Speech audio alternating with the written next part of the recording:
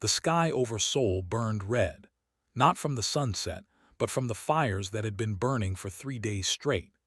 Ho stood on the remains of what used to be his command center and watched the alien ships drift slowly across the horizon. They moved with purpose, like predators that had already caught their prey and now simply enjoyed the moment. 30 years of war had ended 6 months ago. Humanity had lost. The Empire had come from beyond known space with ships that numbered in the millions. They had technology that humanity could barely understand. Their shields absorbed every weapon Earth threw at them. Their guns turned human warships into clouds of metal dust. One by one, every human colony fell. Every defense station went silent. Every last stand ended in defeat. Ho remembered the final battle above Earth. He had commanded what remained of the Asian Defense Fleet, 200 ships against 10,000. They had fought for 18 hours. When it ended, Ho's ship was one of only 7 that survived. The rest became debris floating in orbit, monuments to human courage that meant nothing against such overwhelming power. The surrender had been signed by every nation on Earth. There was no choice. Fight and die or surrender and live. Most chose to live. Now they ruled Earth. Their soldiers patrolled the streets in armor that seemed to eat light itself. Their commanders gave orders from buildings they had claimed as their own. Their tribune, a creature named, had made it very clear what humanity's place would be in the new order. "You are broken," had announced during his first broadcast to Earth. His voice came through translators, but the meaning was clear. "You fought well for primitives, but you are defeated. Accept your place. Work for the Empire. Cause trouble and you will be removed." Removed, that was the word they used. Not killed, not executed, removed. As if humans were just objects that could be thrown away. Ho climbed down from the rubble. His uniform was long gone, burned in the same attack that destroyed his command center. Now he wore simple clothes like everyone else. He looked like just another survivor trying to find food in the ruins. That was the point. They had put a price on the heads of former military officers, especially commanders, especially ones who had refused to surrender until the very end. He walked through streets that were almost empty. Most people stayed inside during the day. The patrols were less frequent at night, and that was when people came out to search for supplies, to meet in secret, to whisper about resistance. Resistance. The word tasted like ash in Ho's mouth. What could resistance do against an empire that controlled half the galaxy? What could humans do that they had not already tried? He made his way to an old subway station. The entrance was blocked by rubble, but Ho knew the hidden path. He moved a section of broken concrete and slipped through into darkness. His hand found the wall and he followed it down into the tunnels below. Voices echoed ahead. He recognized them. His people. The ones who had refused to accept defeat even when defeat was all they had. The tunnel opened into a larger chamber. Emergency lights powered by old batteries cast weak yellow light across 24 faces. They all turned when Ho entered. Some were former soldiers. Others were civilians who had lost family to the... All of them had one thing in common. They wanted to fight back. "Commander," a young woman stood up. She was barely 25, but she had the eyes of someone much older. Her parents had died in the orbital bombardment. She had been an engineer before the war. Now she was something else, something harder. "Just Ho now," he said quietly. "Commanders belong to an army. We don't have an army anymore." "We have this," said Minyu from the corner. He was checking an old rifle, one of the few weapons they had managed to hide from the collection teams. "It's not much, but it's something." "It's nothing," another voice said. "A doctor who used to work at Seoul Medical Center.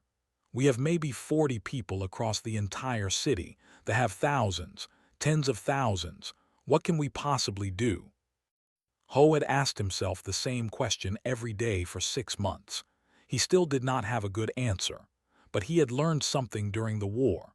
Sometimes you fought not because you could win, but because surrendering completely meant losing yourself. "We survive," Ho said. "We watch, we learn, and we wait."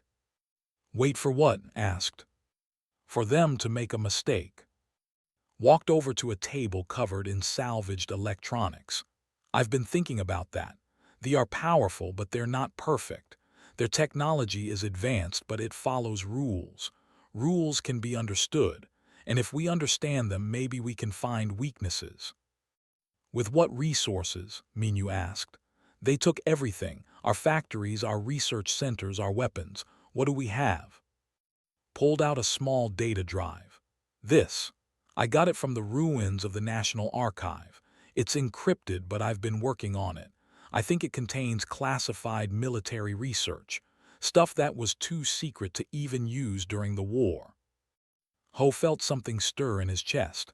Not hope exactly. Hope was too bright a word for what he felt, but maybe possibility. "What kind of research?" "I don't know yet, but the encryption is serious. Whatever is on here, someone thought it was important enough to hide very carefully."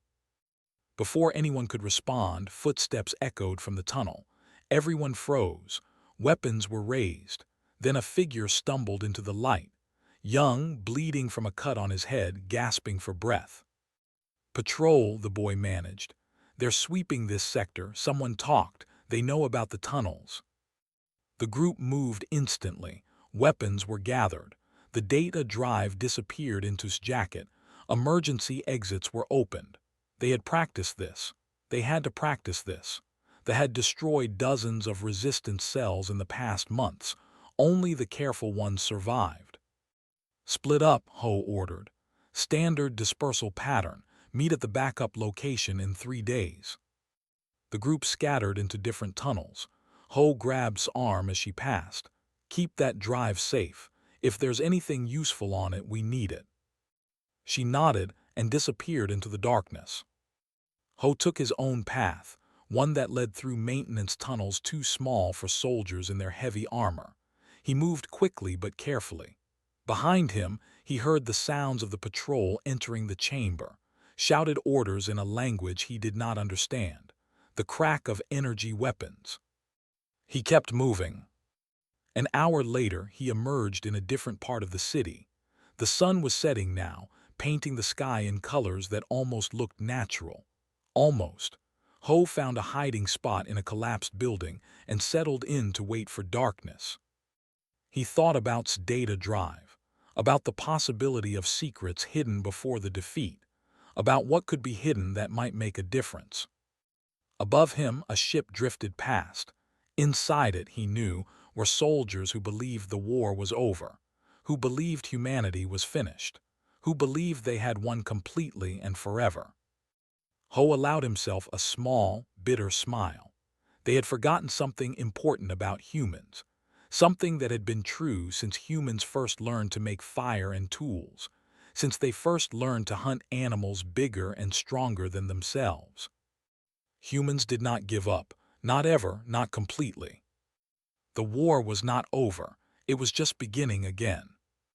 The Antarctic ice stretched endlessly in every direction, stood at the entrance to a tunnel that should not exist.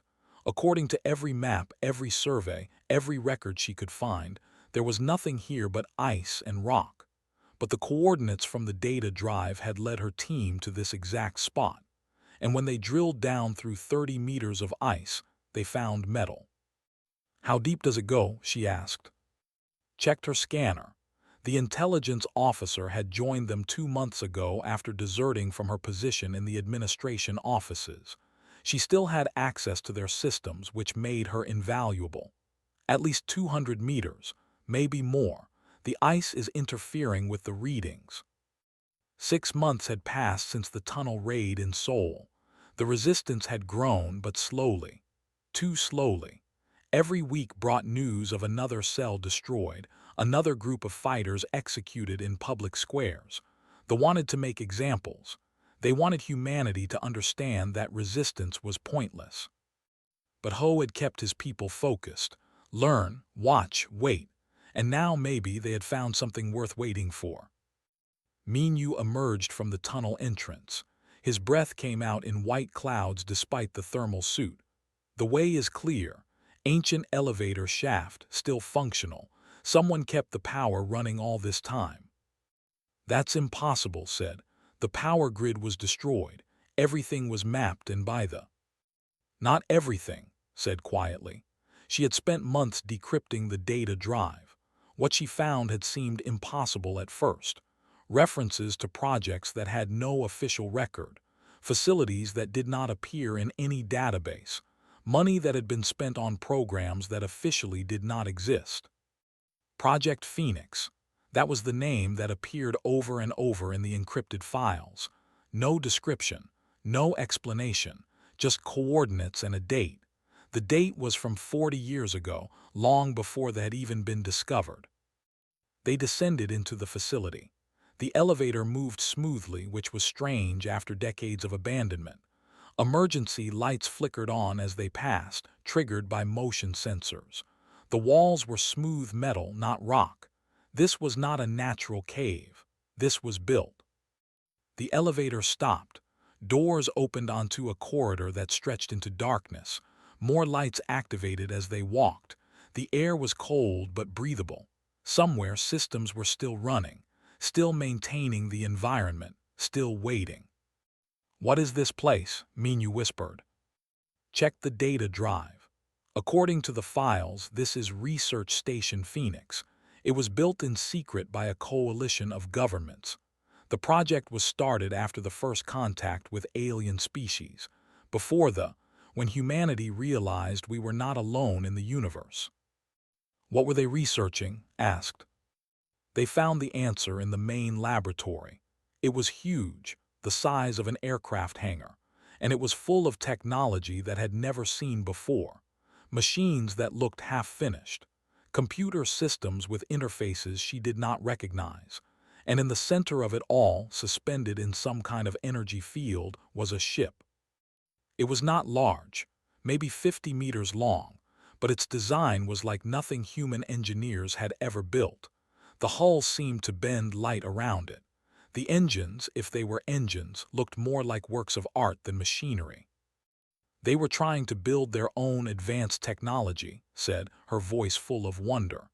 They knew humanity would eventually face something we could not fight with conventional weapons, so they started this, a backup plan.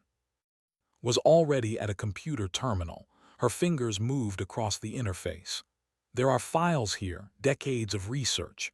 They were studying captured alien technology from multiple species, breaking it down, learning from it, and then trying to build something better. Did they succeed? Minu asked. I don't know. The project was abandoned 20 years ago. No explanation in the files, just a shutdown order and evacuation. Walked around the suspended ship. Her engineer's mind was already working. The design principles were clear once you understood what you were looking at. This ship was built for speed. Its engines would create a bubble in space-time, allowing faster than light travel. They had this technology. They used it to move their fleets across the galaxy, but this design was different, more elegant, more efficient. We need to get this information to Ho, said. All of it. If we can understand this technology, if we can build on what they started, we might have a chance. The next 3 months were a blur of activity. Ho had moved the Resistance's main base to the Antarctic facility. It was remote enough to avoid patrols and deep enough to hide from their sensors. Small teams made trips to the surface for supplies and information. The rest worked around the clock studying the research files. What they learned changed everything. The technology was advanced, but it was not superior. It was just different. The aliens had developed their science along different paths than humanity. Their weapons were powerful but inflexible. Their ships were fast but predictable. Their shields were strong but focused. Where they had evolved to dominate through raw power, humanity had evolved to solve problems through adaptation. And adaptation was exactly what the Phoenix researchers had been working on. They had taken alien concepts and reimagined them through human engineering, made them smaller, more efficient, more versatile. Look at this, showed Ho a schematic. The faster-than-light engines need massive power cores. That's why their ships are so large. But the Phoenix team found a way to reduce the power requirements by 60%. They used quantum field manipulation instead of brute force spatial compression. Ho studied the diagram. He was a military commander, not a scientist, but he understood what this meant. Smaller ships, faster, more maneuverable. Exactly, and look at this. She pulled up another file. Weapon systems, the use particle beams, devastating but slow to recharge. The Phoenix team was developing plasma pulse weapons, lower damage per shot but much faster firing rate, and they can be powered by the same quantum cores as the engines. Entered the laboratory with news. I've been monitoring communications. They're having problems in other sectors. 3 of their occupied worlds have active rebellions. Their forces are stretched thin. How thin? Ho asked. They've pulled 2 garrison fleets from Earth sector. That leaves them with maybe 10,000 soldiers on the planet and orbital defenses that are running on skeleton crews. Minu looked up from the weapons he was cataloging. That's still 10,000 soldiers. We have maybe 500 people, and no ships. Not yet, said. She pulled up an image of the suspended ship. But we could have one, the Phoenix ship. It was never finished, but the core systems are intact. The hull, the engines, the power core. We'd need to complete the weapons systems and install control interfaces, but it could be done. How long? Ho asked. 3 months, maybe 4. We don't have 4 months. They are tightening their grip. Every day we wait, more resistance cells are destroyed. Met his eyes, then we work faster. They worked faster. The resistance brought in every engineer, every technician, every person with technical skills. The Phoenix facility became a factory. 20-hour days became normal. People slept in shifts. Mistakes were made and fixed. Components failed and were rebuilt. But slowly, piece by piece, the ship came together. And while they worked, Minu trained fighters. The resistance had grown to nearly 2,000 people. Most had no military experience. But they learned. Hand-to-hand combat in case of boarding actions. Weapons training with salvaged rifles. Small unit tactics for ground operations. Coordinated intelligence gathering. She maintained her cover as an administrator, feeding information back to the base. Patrol schedules. Supply routes, weak points in the occupation. She walked a dangerous line, but she was good at her job. Ho planned. He studied every piece of information, every report, every scrap of intelligence. He built a picture in his mind of the forces, their strengths, their weaknesses, their blind spots. They were powerful but overconfident. They had defeated humanity easily and assumed humans would stay defeated. Their patrols were regular and predictable. Their communications were encrypted, but the encryption was standardized. Once you understood the pattern, you could anticipate their movements. The ship was completed on schedule. It looked different now, more complete. The hull had been polished until it shone. The engines hummed with power. The weapons were mounted and tested. Everything worked. Stood in the command center, her hands on the control interface. All systems online. Power core at 90% and stable. Faster than light drive ready for testing. Ho joined her. Around them, the crew prepared for the first test flight. 20 people, the best they had. If this worked, it would prove that humanity could still build, could still fight, could still hope. Take us up, Ho said quietly. The ship rose smoothly from its cradle. It moved through the facility and up the launch shaft. Ice parted before it. Then they were in the air, hovering above the Antarctic wasteland. Engaging faster than light drive, said. Destination coordinates locked. Distance, 1 light year. Estimated time, 30 seconds. The universe folded. Space bent. And the ship moved faster than light itself. When they emerged, Earth was a distant blue dot behind them. Ahead was empty space and stars that seemed impossibly bright. The crew was silent for a moment. Then someone laughed, someone else cheered. The sound spread until everyone was celebrating. They had done it.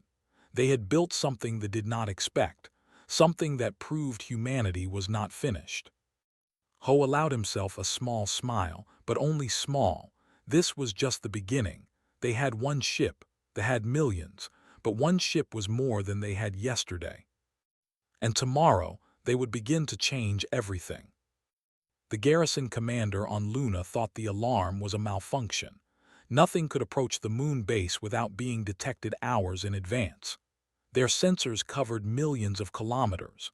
Their defenses had destroyed asteroids and debris dozens of times. A single ship appearing suddenly, just 3,000 kilometers away, was impossible. By the time he realized it was not a malfunction, the human ship had already fired. Plasma pulses struck the shield generators in rapid succession, not with overwhelming power but with precision. Each shot targeted a specific weakness in the shield harmonics that had identified. The shields flickered, failed, and then the human ship was through, its weapons carving into the station's main reactor. The Luna garrison went dark. Emergency lights activated, but it was too late. By the time soldiers reached their defensive positions, the attacking ship was gone, vanished as suddenly as it appeared. Tribune received the report in his command center on Earth.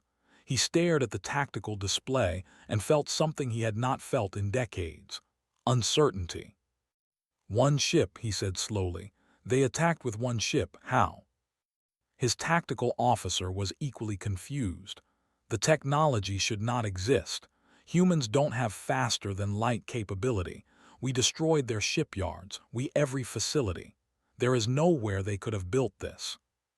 And yet they did. Study the damage reports. The attack had been limited, precise. It destroyed power generation but killed only a handful of soldiers. This was not an attempt to retake the moon. This was a message. What message? That they are not finished. 18 months had passed since the occupation began. The resistance now numbered 5,000 fighters. They had built 3 more ships in hidden facilities across the solar system. Asteroids that appeared empty on sensors housed factories. Old colony stations that seemed abandoned were actually operating at full capacity. Humanity had learned to hide in plain sight. Ho stood in the command center of the lead ship. They had named it Indomitable, a reminder of what humans were. Around him, his crew worked with quiet efficiency. They had trained for months, practiced maneuvers until they could execute them perfectly, learned to fight as a unit. Next target, he asked. Pulled up a display. She was on the ship now, no longer undercover. They had discovered her betrayal 3 weeks ago. She barely escaped with her life. But the intelligence she gathered had been invaluable. Supply depot in high orbit. They rotate new garrison troops through there every 2 weeks. The next rotation is in 6 hours. If we hit them during the transfer, we can disable the depot and leave them stranded. Minyu was checking weapons systems. He commanded the Marine contingent now, 50 fighters trained for boarding actions. What about reinforcements? The nearest battle group is 3 days away. We'll be gone long before they arrive. Ho nodded. Make it happen. The attack went exactly as planned. 3 ships appeared near the depot, their faster-than-light drives allowing them to bypass all sensor networks. Plasma fire disabled the depot's defenses in seconds. Then Minyu's Marines launched in assault pods, breaching the hull and securing key areas before they could organize a defense. The garrison troops were not killed. Ho had given specific orders about that. Humans would not become the enemy they were fighting. The soldiers were disarmed and locked in their own holding cells. The supply depot was stripped of everything useful. Then the human ships vanished again. The attacks continued, small, precise, never engaging in open battle, hit and run, strike and fade. They could not predict where humans would appear next, could not defend everything at once. Their occupation forces were powerful but slow. The human ships were weak but fast. And with every attack, the resistance grew stronger. had established a research division. They studied captured technology and improved on it constantly. The second generation of human ships had better weapons, stronger shields, more efficient engines. Each improvement was shared with every ship, every facility. Knowledge spread like fire through dry grass. Joined the resistance with a different kind of weapon. She was a journalist before the war. Now she ran broadcasts from hidden transmitters, not propaganda, just truth, videos of human victories, proof that resistance was possible, stories of ordinary people doing extraordinary things. Her broadcasts reached beyond Earth. They reached the other occupied worlds in space, species that had been conquered decades or centuries ago and accepted their defeat. Now they heard about humans who refused to accept defeat, who fought back, who won. And some of them started fighting too. The uprising on IV began with factory workers sabotaging production lines. Then power stations went offline. Then weapons depots exploded. Within a week, the garrison was under siege by the very population they had ruled for 50 years. They called for reinforcements. The reinforcements came from fleets that were supposed to be watching Earth. 2 more carrier groups just jumped out of the system, reported. They're heading to. That leaves Earth orbit with minimal coverage, just patrol ships and defense satellites. Ho looked at his command staff. They had been planning this for months, waiting for the moment when attention was divided, when their forces were stretched thin enough. Is everyone in position? Minyu nodded. All resistance cells are ready, weapons distributed, targets assigned. We're just waiting for the signal. Fleet status. Spoke up. She commanded the growing Space Force now, 7 ships, not many compared to the thousands they had, but 7 was infinitely more than 0. All ships ready, crews are eager. Had one final piece of the puzzle. I've been monitoring their communications network. There's a command relay on the dark side of the moon. If we take it out, their forces on Earth will lose coordination for at least an hour, maybe 2. An hour was all they needed. Ho stood. This is what we've been working toward. They think they broke us. They think we learned to accept our place. Today we show them they were wrong. Today we take back our world. The attack began at dawn. Across Earth, resistance cells emerged from hiding. They had been careful for so long, patient, quiet. Now they struck everywhere at once. In Seoul, patrols found their vehicles disabled by electromagnetic pulses. Then human fighters emerged from buildings and tunnels. Brief firefights erupted. They were better equipped, but the humans knew the terrain, knew every street and alley. The aliens were driven back to their garrison, forced to defend instead of patrol. In New York, the main command center came under attack from 50 different directions. Rockets and plasma fire, homemade explosives, rifles and courage. The garrison called for air support. The support never came. Above Earth, ships appeared near the moon. The command relay was defended by automated weapons and a small garrison. Against a conventional attack, it would have been impregnable. But the human ships were not conventional. They moved in patterns the defense computers did not recognize, fired from angles that should not have been possible. Within 30 minutes, the relay was destroyed. Forces on Earth suddenly found themselves cut off from central command. Individual garrisons called for orders that never came, tried to coordinate with each other through backups that were jammed by human electronic warfare. Panic began to spread. Tribune tried to restore order from his command center, but his communications were disrupted. His sensors were being fed false data, and outside his walls, the sounds of fighting grew closer. We need reinforcements, his tactical officer said. Call back the fleets from. They won't arrive for 3 days. We need to hold until then. Can we hold? It was a question had never thought he would need to ask. The Empire had conquered hundreds of worlds. They had crushed rebellions before, but those rebellions had been disorganized, desperate, doomed from the start. This was different. This was coordinated, planned, executed with precision that matched military doctrine. These humans had learned from their defeat. They had studied their enemy, and they had built something new from the ashes of their destruction. The battle for Earth lasted 3 days. It was not a clean victory for either side. Resistance fighters died by the hundreds. Civilians were caught in crossfire. Buildings that had survived the initial conquest were destroyed in the fighting. But slowly, block by block, city by city, humans pushed back. Minu led the assault on Tribune's command center. It was the hardest fight of his life. The elite guards fought with desperate courage. They knew what capture meant, knew their empire would see it as unforgivable shame. But Minu's Marines had been training for this moment since the occupation began. They used tactics they had never encountered, moved in ways the aliens did not expect. When the command center fell, was not killed. He was taken prisoner. It was important.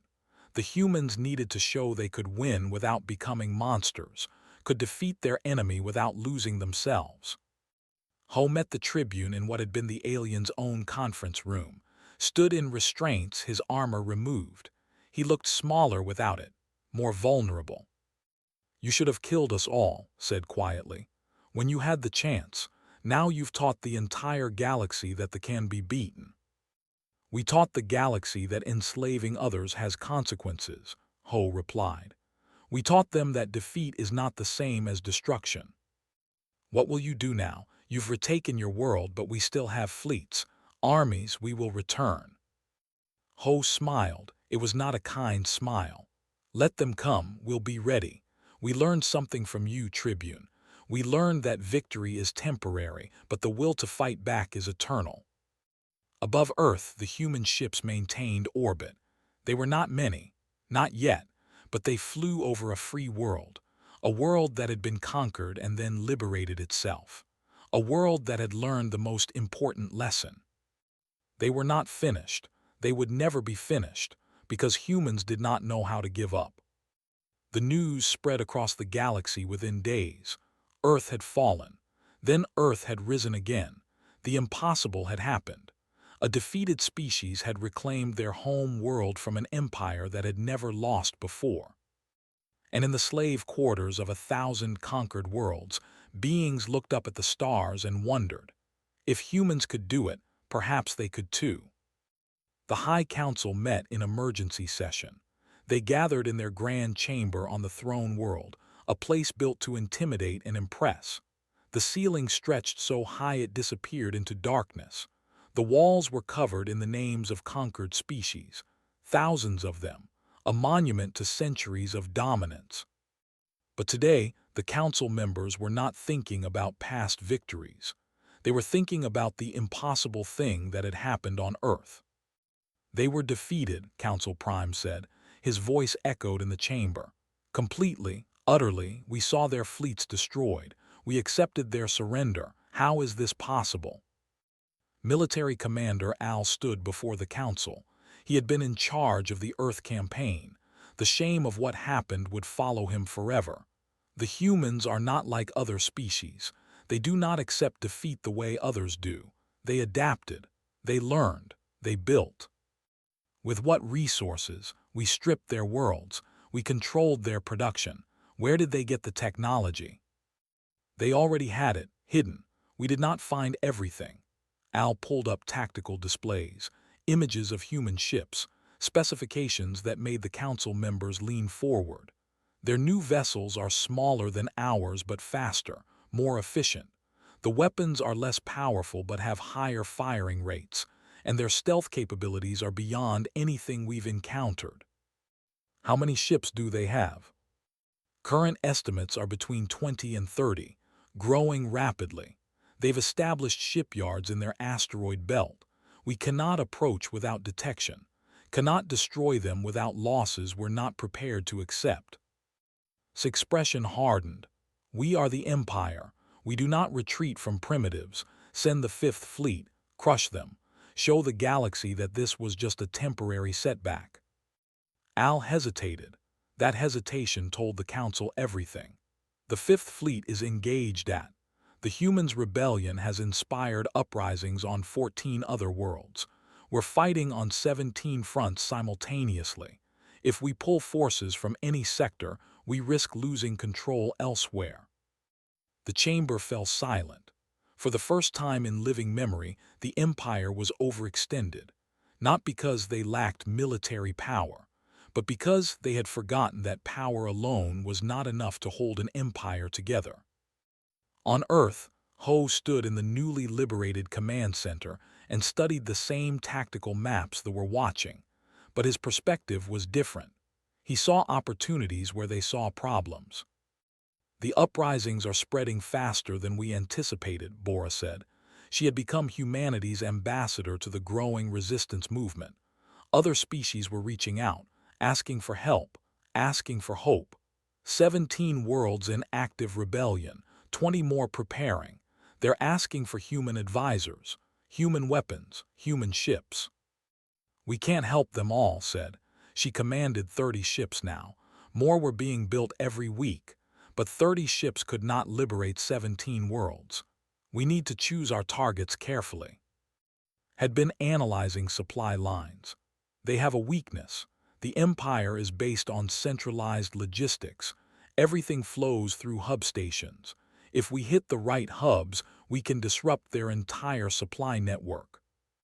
Ho traced a line on the star map. "Show me." She highlighted 3 systems.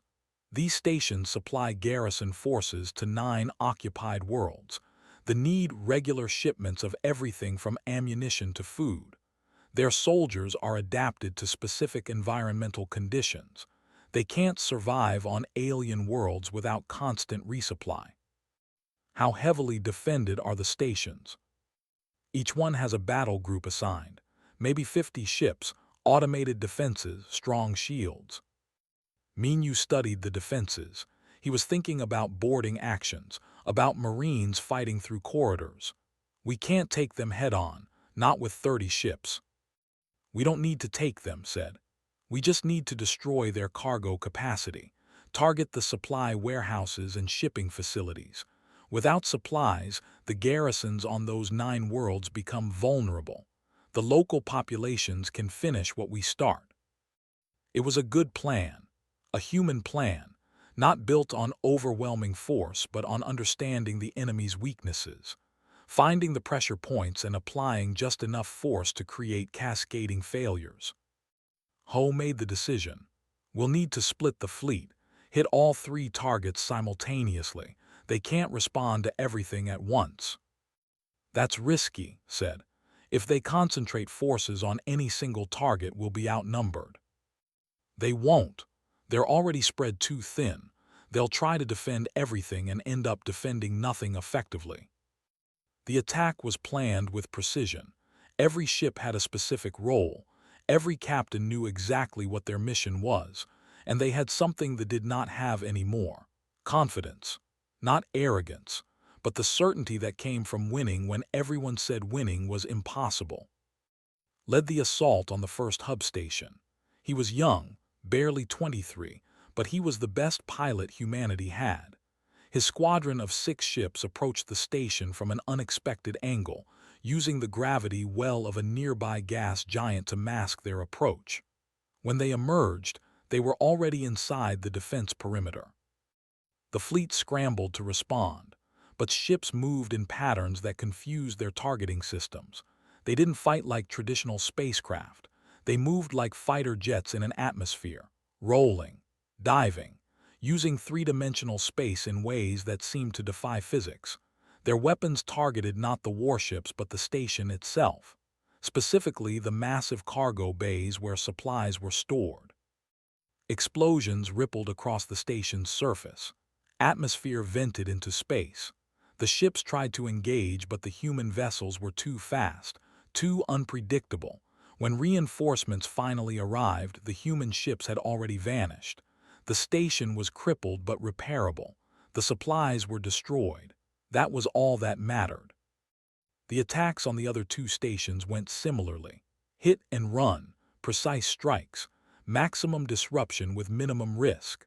Within 6 hours, they had lost their supply infrastructure for 9 occupied worlds. Tens of thousands of soldiers suddenly found themselves cut off. Rationing started immediately. Garrison commanders sent urgent requests for emergency supplies. But the logistics network was already struggling. Too many fires to put out, too many places that needed help. The emergency supplies would take weeks to arrive. The enslaved populations on those worlds noticed. They saw their oppressors weaken, saw the fear in eyes when supply ships didn't arrive, and they remembered the broadcasts. The human woman named who told them resistance was possible, who showed them that they could bleed. The uprising on III began with a work stoppage. The local population simply stopped cooperating, stopped mining the minerals they needed, stopped maintaining the infrastructure that kept the garrison functioning. They tried to force compliance, but they were running low on ammunition, on power cells, on food. Within a week, the garrison requested evacuation. Within 2 weeks, III was free. It happened again on Prime. Then, the pattern repeated. Human ships destroyed supply lines. Local populations rose up. Garrisons, suddenly vulnerable, either retreated or were overrun. 9 worlds liberated in 6 weeks. The galaxy was watching now. Not just the conquered species, but everyone. The great powers who had stayed neutral during the expansion. The trading federations who had accepted dominance as inevitable. They all saw the same thing. The empire was collapsing, not from external invasion, but from internal rebellion. And at the center of it all was a species that should have been broken, should have been enslaved, should have learned their place. But humans had never been good at learning their place. Bora traveled to the liberated worlds as humanity's representative. She met with leaders of the freed populations, listened to their stories, shared human experiences, and helped them coordinate their defense against inevitable counterattacks. They will not give up easily, she told a gathering on Prime. They will come back with more ships, more soldiers. They will try to make an example of you, but you don't have to face them alone. What can humans offer? The leader asked. You are still rebuilding yourselves. We can offer what no one else in the galaxy has offered. An alliance of equals, not conquest, not domination, but partnership. We share our technology, you share yours. We defend each other, and together we're stronger than any empire. The idea spread. Not an empire, not even a federation, but a coalition. Worlds united by common cause rather than common rule, each maintaining their sovereignty, each contributing what they could, defending each other against those who would enslave them. It was a radical idea. Most galactic powers were based on hierarchy, on dominance, on someone being in charge, but humans offered something different, a network instead of a pyramid, cooperation instead of control. Within 3 months, 20 liberated worlds had joined what became known as the Free Worlds Coalition. They pooled resources, shared technology, coordinated defense, and slowly, system by system, they pushed back against the occupation. The High Council watched their empire crumbling. They sent fleets to retake lost worlds. Some succeeded, but each victory came at enormous cost, and with every battle more ships were destroyed, more soldiers were killed, more resources were spent. Meanwhile, the humans kept building. Their shipyards operated constantly. Their research division kept innovating. Every captured ship was studied. Every battle was analyzed. Lessons were learned and improvements were made. The second generation of human ships was twice as effective as the first. The third generation was better still, and humanity was sharing everything with their allies. Engineers worked alongside human designers. Scientists contributed their expertise. Knowledge flowed freely in all directions. Ho met with in the tactical center. She now commanded over 200 ships, a real fleet, enough to challenge battle groups on equal terms. We could take back the outer colonies, she said, push them back to the core systems, maybe even threaten their home worlds. No, Ho said firmly. We're not conquerors, we're liberators. There's a difference. We free worlds that want freedom. We defend those who can't defend themselves, but we don't invade, we don't occupy. That's what makes us different from them. They won't stop, you know that. Eventually they'll gather enough forces to counterattack in strength. Let them try. Every day they delay, we get stronger. Every world that joins the coalition makes us harder to defeat. They're fighting time itself, and time is on our side. Commanded the Marine forces now. 10,000 soldiers trained and equipped with the best weapons humanity could build. They were experts in boarding actions, in urban warfare, in the kind of fighting that happened when you couldn't just blow something up from orbit. We should take the fight to them, argued. Hit their core worlds, show them what it's like to have war come home. But again, Ho refused. We're not them. We don't make war on civilians. We don't conquer for the sake of conquest. We fight for freedom, ours and everyone else's. The moment we become the thing we're fighting, we've already lost. It was a hard truth, one that not everyone agreed with, but it was what separated the coalition from the empire. One sought to dominate, the other sought to liberate, and that difference mattered. The war continued for 2 more years. Worlds were freed, some were retaken. The fighting was brutal. Losses were heavy on both sides. But slowly, inevitably, the balance shifted. They could not sustain the fight across hundreds of worlds, could not maintain the supply lines, could not replace the ships and soldiers they were losing. And the humans just kept coming, kept fighting, kept refusing to give up. 3 years after Earth's liberation, the Council Prime stood before what remained of his empire's high command. The Grand Chamber felt smaller now, emptier. Nearly half the council seats were vacant. Some members had been killed in the fighting. Others had fled to secure their personal holdings before the empire collapsed completely. We have lost 63 worlds, said. His voice no longer echoed with confidence. The humans and their coalition control systems that once supplied 40% of our military production. Our fleets are stretched beyond breaking. Our supply lines are cut, and now they're coming here. On the tactical display, a fleet of ships approached the home system. Not thousands, maybe 300 vessels, but those 300 represented every member of the free world's coalition. Human ships flying alongside cruisers, destroyers working with fighters, species that had been enemies for generations, united by a common cause. How long until they arrive? A council member asked. 6 hours. Can we defend? No one answered. They all knew the truth. They could defend. Their home world still had powerful orbital defenses, a garrison fleet of 500 ships, automated weapons platforms. They could make the coalition pay in blood for every meter of space, but they could not win, not anymore.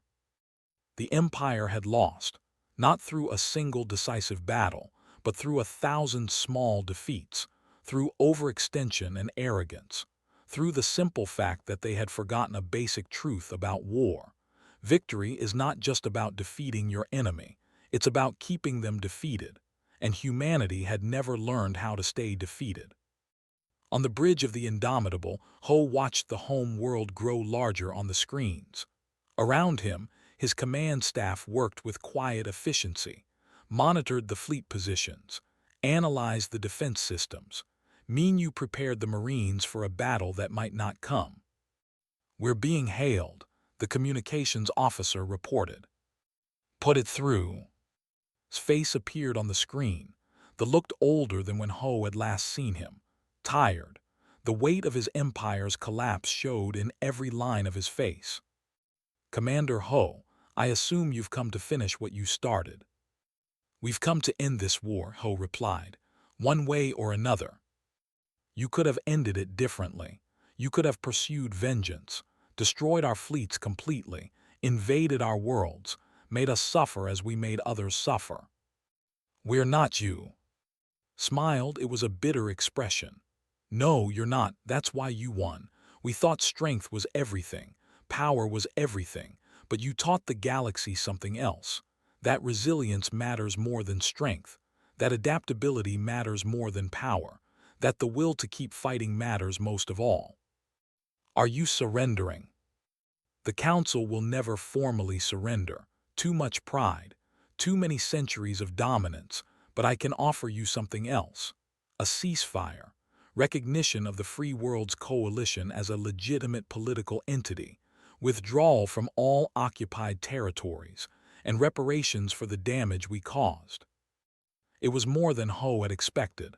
Why? You could still fight, make us bleed for this victory. I could, but then what? You defeat us here and the cycle continues. Someone else rises up. The fighting never stops, or we end it now. Except that the old way of doing things is over, that empire and conquest and domination have led us nowhere good. Paused. Besides, I suspect you won't be satisfied with just defeating us. You'll want to change everything. What makes you think that? Because that's what humans do. You don't just survive. You transform. You take the impossible and make it real. 3 years ago, you were defeated. Now you're here, dictating terms to the greatest military power in the galaxy. What will you do with that power? Ho thought about that question. He had asked it himself many times. Victory had come faster than expected. The coalition had grown larger than planned. Now they stood at a crossroads. They could become the new empire, could take this place, could rule through strength just as they had. Or they could try something different. We're going to try an experiment, Ho said. We're going to see if species can coexist without someone being in charge, if they can cooperate without being forced, if freedom is actually possible on a galactic scale. You'll fail. Chaos and conflict are inevitable. Maybe, but we're going to try anyway. That's what humans do. The treaty was signed 3 days later. They would withdraw their forces from all coalition worlds. They would pay reparations over 20 years. They would open their borders to trade and diplomacy. They would accept monitoring to ensure they did not rebuild for conquest. In return, the coalition would guarantee the security of space, would not pursue vengeance, would help rebuild what the war had destroyed. It was not perfect. Many in the coalition wanted harsher terms, wanted them to suffer, wanted payback for decades or centuries of oppression, but Ho held firm. The goal was peace, real peace, not just victory. The years that followed were difficult. The struggle to adapt to their new reality. Their culture had been built on military dominance. Without that, they had to find new purpose.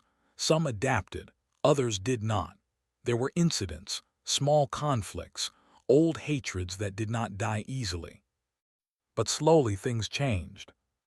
Led the technological exchange program.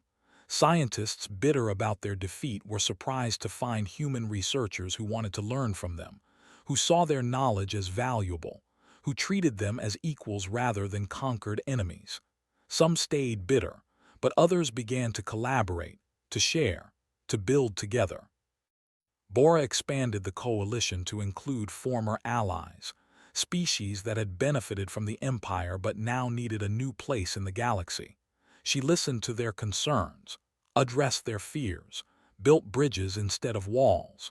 The coalition grew to over 100 worlds, each maintaining sovereignty, each contributing what they could. Transformed the combined fleet from a war machine into a peacekeeping force. Coalition ships patrolled trade routes, responded to disasters, protected worlds too weak to defend themselves. It was not perfect. Pirates still existed. Conflicts still happened. But the galaxy was more stable than it had been in living memory. Marines became teachers. They trained local defense forces, shared tactics and strategies, helped worlds build their own security without relying on outside power. It was slower than occupation, harder than conquest, but it built something lasting. Broadcasts evolved from resistance propaganda to something else. She told stories, shared news, connected worlds that had never spoken to each other. Her network became the coalition's informal communication system, a way for beings across the galaxy to share experiences and ideas. 20 years after Earth's liberation, Ho retired from active command. He was older now, gray hair, lines on his face from stress and responsibility, but he was satisfied. The work was not finished, would probably never be finished, but it was working. He stood in a park on Earth, watching children play. Human children, but also children with their scaled skin, children with their multiple eyes, even a few young children of diplomats who had chosen to stay. They played together without thinking about species or history, just children being children. Joined him, she had become the coalition's intelligence director, still watching for threats, still preparing for problems, but now she could appreciate moments of peace. The council sent a message, she said. They want to join the coalition, full membership. Ho raised an eyebrow. What changed? Their younger generation, the ones who grew up after the war, they see what we built. They want to be part of it rather than apart from it. Will the other members accept them? Some will oppose. The wounds are still fresh for many, but I think most will vote yes. We've moved beyond simple revenge. We're building something better. Are we? Sometimes I wonder if we're just delaying the inevitable. Someone will always want power, will always try to dominate. Probably, but that's why we need this. A system where power is shared, where no one can become too strong, where freedom is protected not by one species but by all of them working together. Ho watched a human girl help a child who had fallen. This parent's tensed, old instincts triggering, but the girl just smiled and helped the child up. No fear, no hatred, just kindness. We did something impossible, Ho said quietly. We were defeated completely, occupied, broken. Everyone said it was over, but we refused to believe it. We got up, we fought back, we won. And we did it without becoming monsters, added. That's the important part. We could have turned into could have built our own empire, but we chose something else. Far above, coalition ships passed across the sky, vessels from dozens of worlds flying together, protecting something precious. Not an empire, not even a nation, but an idea. The idea that freedom was possible, that cooperation was stronger than conquest, that different species could build something together that none could build alone. It was an experiment, still ongoing, still fragile, but it was working, and every day it worked was proof of something important. They had believed it was over. They thought humanity was finished. They thought they had won completely and forever, but they forgot what humans really were. Humans were survivors. Humans were builders. Humans were dreamers who turned impossible things into reality. They climbed from caves to stars despite every obstacle. They survived ice ages and plagues and wars and disasters. They fell down and got back up again, every single time. They learned that lesson the hard way. Humans could be defeated in battle, but they could never truly be beaten, because beaten meant giving up, and humanity had never learned how to do that. Now the galaxy was learning a different lesson, that the species who refused to surrender could also refuse to take revenge, could win a war and then win the peace, could transform enemies into allies and build something that benefited everyone. It was not perfect. There were still conflicts, still problems, still beings who wanted power and dominance, but there was also hope, real hope, the kind that came from seeing impossible things become real. A merchant ship docked at Earth's orbital station. Its crew would trade goods and stories, would return home with human technology and ideas, would strengthen the bonds between worlds. A scientist arrived to collaborate with human researchers. Together they would push the boundaries of knowledge, learn from each other, build tools that helped everyone. A young student studied at a coalition academy. She learned history from multiple perspectives, saw how wars started and how they ended. And she carried those lessons home to a species that was learning to build instead of conquer. The Free Worlds Coalition was 3 years old when Earth was liberated, 20 years old when they sought to join, 50 years old when the first generation born after the war came of age. They had never known empire. never known conquest. They grew up in a galaxy where cooperation was normal, where different species worked together, where freedom was something protected by everyone. That generation would take the coalition further than their parents could imagine, would expand it to include species beyond the sphere, would build ships that explored instead of conquered, would make discoveries that benefited all beings instead of one empire. And when they faced new challenges, new threats, new impossible situations, they would remember the story of humanity, the species that was defeated completely and refused to stay defeated, that learned from loss and adapted, that built something better from the ruins of war. That was what humans really were, not warriors though they could fight, not conquerors though they had won, but survivors who lifted others as they climbed, dreamers who made impossible things real, beings who fell down and got back up again and again forever. They had forgotten that, had assumed defeat meant destruction, had believed their victory would last forever. They learned differently, the hard way, but in the end perhaps it was the best lesson they could have learned, that true strength was not the power to conquer, but the resilience to endure, the wisdom to adapt, and the courage to keep trying no matter what. That was what humans really were, and the galaxy was better for learning that lesson.